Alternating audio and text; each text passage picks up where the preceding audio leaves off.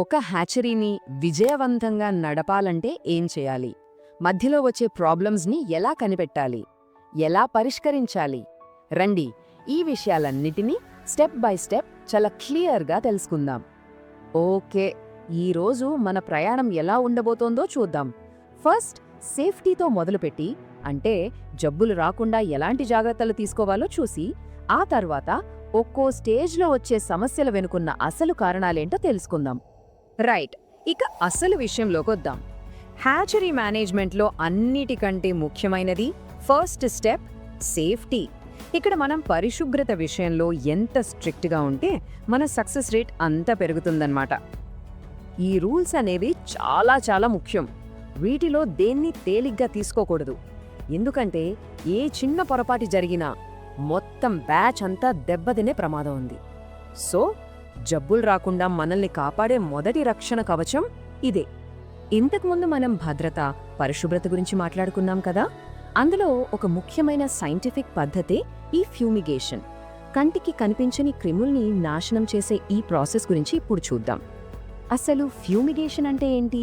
చాలా సింపుల్. ఇంక్యుబేటర్ను ఒక రకమైన కెమికల్ పొగతో శుభ్రపరచడం. దీనివల్ల గ్రుడ్ల నుంచి వచ్చే చిన్న చిన్న మైక్రో ఆర్గానిజమ్స్ అన్నీ చనిపోతాయి. పిండాలు పెరగడానికి ఒక సేఫ్ ఎన్వైరన్మెంట్ క్రియేట్ అవుతుంది. ఈ ప్రాసెస్లో ప్రతి స్టెప్ చాలా జాగ్రత్తగా చేయాలి. ట్రేలు క్లీన్ చేయడం దగ్గర నుంచి కెమికల్స్ కలపడం, ఇంక్యుబేటర్ని గాలి చొరబడకుండా సీల్ చేయడం వరకు ఏదీ మిస్ అవ్వకూడదు. లేదంటే ఫ్యూమిగేషన్ సరిగా పనిచేయదు. ఇక్కడ కనిపిస్తున్న ఈ నంబర్లు చూడండి.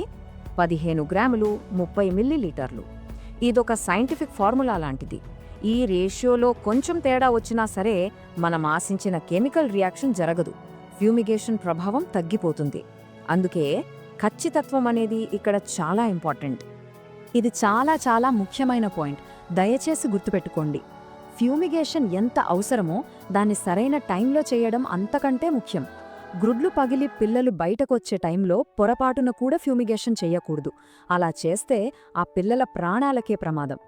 ఓకే, మనం ఎన్ని జాగ్రత్తలు తీసుకున్నా కొన్నిసార్లు సమస్యలు వస్తుంటాయి. ఇప్పుడు మనం ఒక డిటెక్టివ్ లాగా ఆలోచిద్దాం. ప్రాబ్లం ఎక్కడ స్టార్ట్ అయిందో తెలుసుకోవాలంటే మనం మొదలు పెట్టాల్సింది గ్రుడ్డు దగ్గరే. అన్ని గ్రుడ్లు ఒకేలా ఉండవు. కొన్ని మాత్రమే పిల్లలుగా మారతాయి. సో మన ఫస్ట్ టాస్క్ ఏంటంటే ఫలవంతమైన గ్రుడ్లను, అంటే పిల్లలుగా మారే అవకాశం ఉన్న వాటిని ఫలవంతం కాని గ్రుడ్ల నుండి వేరు చేయడం. దీనివల్ల మన టైమ్, రీసోర్సెస్ వేస్ట్ అవ్వకుండా ఉంటాయి. ఇన్ఫర్టిలిటీ అంటే ఫలదీకరణ అనేదే జరగలేదు అని అర్థం. అంటే ఇక్కడ సమస్య ఇంక్యుబేటర్లోనూ మన మేనేజ్మెంట్లోనూ కాదు. బ్రీడింగ్ కోసం మనం వాడే కోళ్లలోనే ఏదో సమస్య ఉందని ఇది మనకొక సిగ్నల్ ఇస్తుంది. ఇంకో విచిత్రమైన సమస్య ఏంటంటే గ్రుడ్డు ఫలవంతం అవుతుంది, కానీ కోడి ఆ గ్రుడ్డును పెట్టకముందే లోపల పిండం చనిపోతుంది. దీన్నే ప్రీ ఓవిపోజిషనల్ డెత్ అంటారు. దీనికి కారణం ఎక్కువగా బ్రీడింగ్ కోళ్లల్లో ఉండే జన్యుపరమైన లోపాలే. సరే, గ్రుడ్డు ఫలవంతంగానే ఉంది, అంతా బానే ఉంది అని అనుకున్నాం. కానీ రోజులు గడిచాక కూడా పిల్ల బయటకు రాలేదు. అప్పుడు మనమేం చేయాలి? ఇంక్యుబేషన్ టైంలో ఆ పిండం ఎందుకు చనిపోయింది, ఏ దశలో చనిపోయింది అనే దానిపై ఇన్వెస్టిగేట్ చేయాలి.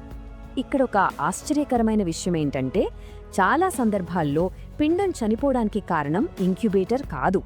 అసలు ఆ గ్రుడ్లను ఇంక్యుబేటర్లో పెట్టడానికి ముందే మనం వాటిని ఎలా స్టోర్ చేశాం, ఎలా హ్యాండిల్ చేశాం అనే దానిపైనే ఎక్కువ ఆధారపడి ఉంటుంది. చూసారా ఎంత చిన్న విషయమో? ఇక ఒకసారి గ్రుడ్లను ఇంక్యుబేటర్లో పెట్టాక ప్రతిదీ ఒక బ్యాలెన్స్ మీద నడుస్తుంది. కరెక్ట్ టెంపరేచర్, గాలి, అలాగే గ్రుడ్లను సరైన టైంకి తిప్పుతూ ఉండటం, వీటిల్లో ఏ ఒక్కటి అటు ఇటు అయినా సరే పిండం బతకడం చాలా కష్టమైపోతుంది. పిల్ల బయటకు వచ్చాక కూడా గ్రుడ్డులో తెల్ల సొన అంటే ఆల్బుమిన్ మిగిలిపోయిందా? ఇది మనకు ఒక ముఖ్యమైన క్లూ ఇస్తోందనమాట. ఏంటంటే ఇంక్యుబేటర్లో తేమ పర్సెంటేజ్ చాలా ఎక్కువగా ఉందని, లేదా ఆక్సిజన్ లెవెల్స్ తక్కువగా ఉన్నాయని ఇది మనకు క్లియర్గా చెప్తుంది. ఓకే, ఇప్పుడు మనం ఆఖరి స్టేజ్కి వచ్చేసాం. దాదాపు 21 రోజుల ప్రయాణం తర్వాత పిల్లలు బయటకొచ్చేటప్పుడు లేదా వచ్చిన వెంటనే ఎలాంటి సమస్యలు ఎదురవుతాయో చూద్దాం. సాధారణంగా మనం చూసే ఒక సమస్య ఏంటంటే పిల్లలు టైం కంటే ముందే పుట్టడం. అంటే 21వ రోజు కాకుండా 19వ లేదా 20వ రోజే బయటకొచ్చేయడం. ఇది చూడ్డానికి బాగానే అనిపించినా ఇది మంచి సంకేతం కాదు. మరి ఎందుకిలా తొందరగా పుడతాయి? దీనికి మెయిన్ రీజన్ ఇంక్యుబేటర్ టెంపరేచర్ని మనం అవసరం కంటే ఎక్కువగా సెట్ చేయడం. ఈ వేడి వల్ల వాటి డెవలప్మెంట్ స్పీడప్ అవుతుంది, కానీ అలా పుట్టిన పిల్లలు చాలా బలహీనంగా ఉంటాయి. మరో సమస్య సాఫ్ట్ చిక్స్ లేదా మషీ చిక్స్ అంటారు. ఈ పిల్లలు ముట్టుకుంటేనే చాలా మెత్తగా తడితడిగా ఉంటాయి. వాటి బొడ్డు కూడా సరిగ్గా మూసుకోదు. ఇది కూడా అనారోగ్యానికి ఒక సంకేతం. ఈ పరిస్థితి రావడానికి 2 కారణాలుండొచ్చు. 1, ఇంక్యుబేటర్లో తేమ మరీ ఎక్కువగా ఉండడం.